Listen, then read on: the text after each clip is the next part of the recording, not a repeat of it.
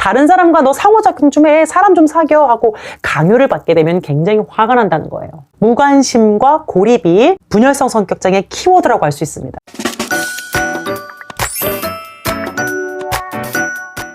인간은 사회적 동물이라고 합니다. 그래서 사람들은 보통 소외되고 싶지 않아 하고 함께 어울리면서 즐거움과 위안을 얻기도 합니다. 그런데 분열성 성격을 가지신 분들은 다른 사람과 있을 때 어떤 즐거움도 느끼지 않고 정서적인 애착을 갖지 않습니다. 이성에게도 별로 관심이 없고 결혼도 거의 하지 않고 혹시 결혼을 하더라도 배우자나 자녀에게 이렇게 뭐 관심을 갖거나 세심한 배려를 하지 않습니다. 이렇게 증상만 보게 되면 사실 사회불안이나 회피성 성격장애하고 굉장히 비슷하지만 내가 인간관계를 기피하는 이유가 뭐냐? 판이하게 달라요. 사회불안 장애는 인간관계에 대해서 이제 불안한 마음이 크기 때문에 못하는 거고요.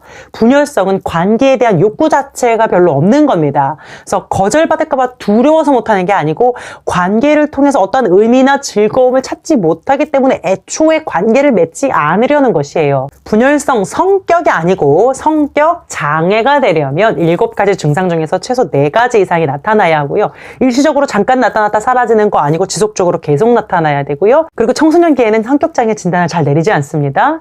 현재 뭐 양극성 장애나 우울 장애를 겸해서 갖고 있는 게 아닌 상태에서 진단을 하셔야 됩니다. 제가 한번 7가지를 쭉 나열해서 읽어볼게요. 1. 가족을 포함해서 친밀한 관계를 열망하거나 즐기려는 시도가 전혀 없는 경우.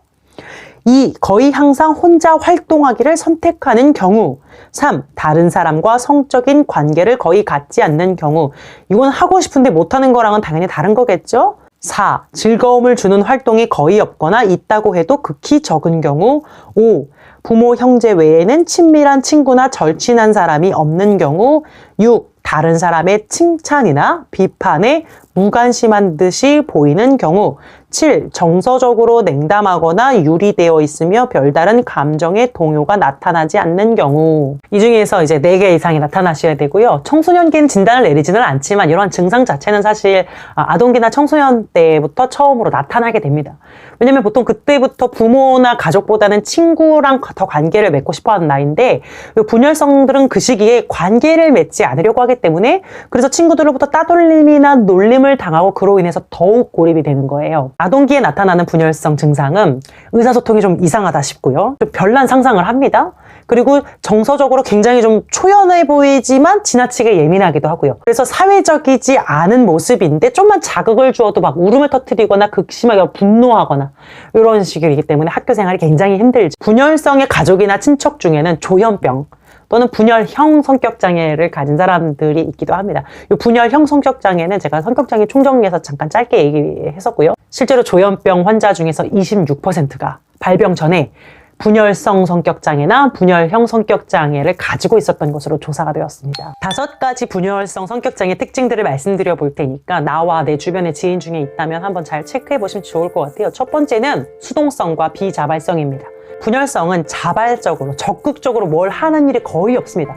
굉장히 수동적이고요. 에너지 활력이 낮고요. 마치 로봇처럼 보입니다. 그래서 말도 느리고 굉장히 단조롭고 감정도 모호하고요. 활기가 없습니다. 그래서 그들이 주로 하는 일은 혼자서 텔레비전을 본다, 폰을 본다, 뭐 그림을 그린다, 인터넷을 한다, 이런 어떤 별다른 에너지를 필요로 하지 않는 혼자서 할 수 있는 일들을 거의 합니다. 2번째는 유리된 인간관계입니다. 이 분열성 성격장애의 가장 큰 핵심 중에 하나는 바로 관계성이에요. 사람과 관계 맺고 정서적으로 반응하는 그런 능력이 아주 심각하게 결여되어 있다고 볼 수 있습니다. 그래서 사람과 동떨어져 있고요. 은둔하는 성향을 보여요. 그래서 피치 못하게 막 직장생활 하다 보면 어울려야 하는 순간이 있잖아요. 그럴 때는요, 그냥 진짜 엄청 형식적인 수준으로만 겨우겨우 하는 겁니다. 또한 이 분열성은요, 성적 욕구도 잘 드러내지 않는데 어떻게 보면 이 성적 욕구도 친밀감을 의미하는 것에 포함이 되기 때문이에요. 성욕을 떠나서 친밀한 관계를 맺는 자체가 불편하기 때문에 이 누군가와 성관계를 맺는다는 자체가 이제 불편한 거예요. 3번째는 단조로운 사고 패턴입니다. 우리 분열성들은 사고 패턴이 매우 단조롭기 때문에 언어 기술도 굉장히 이제 단조롭거든요. 그러다 보니까 대화 내용의 초점이 좀 분명하지가 않고 얘기를 하다 보면 자꾸 다른 데로 얘기가 새나가서 초점을 파악하기가 어렵고요. 그래서 상대방이 한 말의 그 표면적인 의미는 이해하는데요. 그 말 속에 담긴 어떤 의도나 의미, 눈치 그런 걸 파악하는 거를 하지 못해요. 그리고 자기가 말을 할 때도 마찬가지예요. 겉으로 맴도는 표면적인 말은 할 수가 있는데요. 그 속에 어떤 정서를 담아서 말한다, 의미나 의도를 담아서 말한다, 이런 다양한 방식의 의사 표현은 어렵다는 것입니다. 네 번째는 자족적인 자기상입니다. 자기한테 만족해요.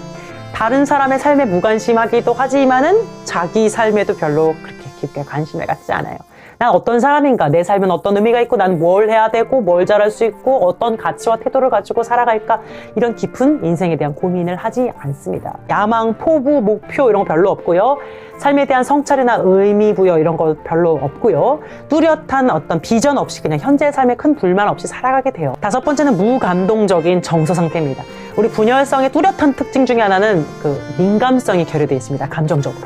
그래서 뭐 기쁨, 슬픔, 분노 이런 인간의 기본적인 항상 느끼는 감정들 있잖아요. 이런 것들이 나타나는 경우가 매우 드물고요. 뭐 표현하는 건 둘째치고 일단 내 마음속에서 애초에 잘 느껴지지가 않는다는 거예요. 그래서 다른 사람들이 볼 때 굉장히 저 사람 정말 냉담하다, 정말 메마른 사람이다, 이렇게 보일 수 있어요. 그래서 칭찬을 받아도 별로 좋지 않고 비난을 받아도 별로 슬프지가 않아요. 그래서 부끄러움이나 죄책감 같은 그런 부정적인 감정으로 고통받는 일이 실제로 좀 드물어요. 근데 기본적인 안전에 대해서 침해받는 거는 상당히 불안해하고 분노를 느낍니다. 그 부분은 예민해요. 예를 들어서 다른 사람과 너 상호작용 좀 해, 사람 좀 사겨 하고 강요를 받게 되면 굉장히 화가 난다는 거예요.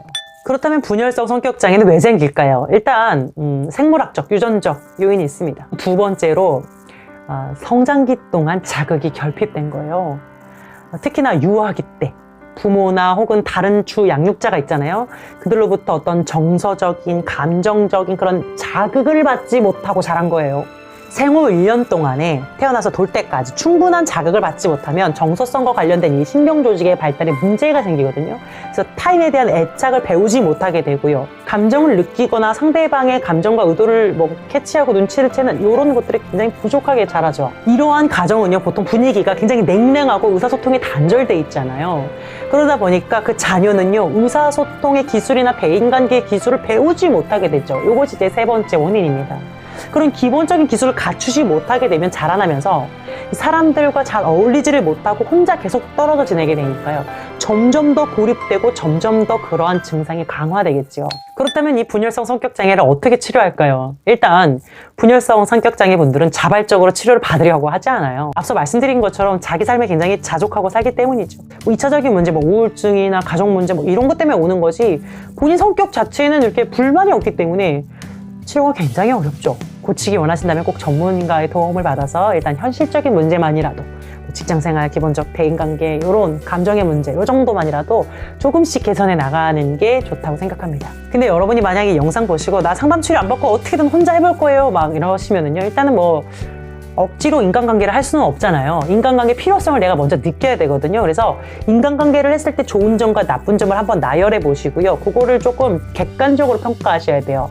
근데 우리 분열성은 객관적 평가가 좀 자체가 어렵다는 거예요. 그러니까 다른 사람에게 물어라도 보셔서 왜 인간관계를 해야 되는지 그 동기부여가 일단 되셔야 되거든요. 그 다음에 정서적으로 자극을 받을 수 있는 활동을 피하지 마시고요. 조금씩이라도 하셔야 됩니다. 그리고 감정을 표현하는 것도 연습을 하셔야 됩니다. 의사소통 기술은 혼자서 공부를 좀 해보시면 좋겠습니다. 책을 통해서, 영상을 통해서, 그리고 공부만 하는 게 아니고 배운 것을 나가서 꼭 실천할 수 있는 어떤 사회적 상황에 들어가시는 것이 좋습니다. 제가 치료에 대해서 좀 명확한 대책을 제시하지 못한 것 같아서 굉장히 찜찜한데요. 분열성 성격장애에 대한 정보를 알려드리는 데 의의를 두고 찍었고요. 치료는 사실 모든 심리치료를 다 자가치료할 수 있는 건 아니니까 전문가의 도움을 받으시는 것이 좋겠다라는 것이 솔직한 결론입니다.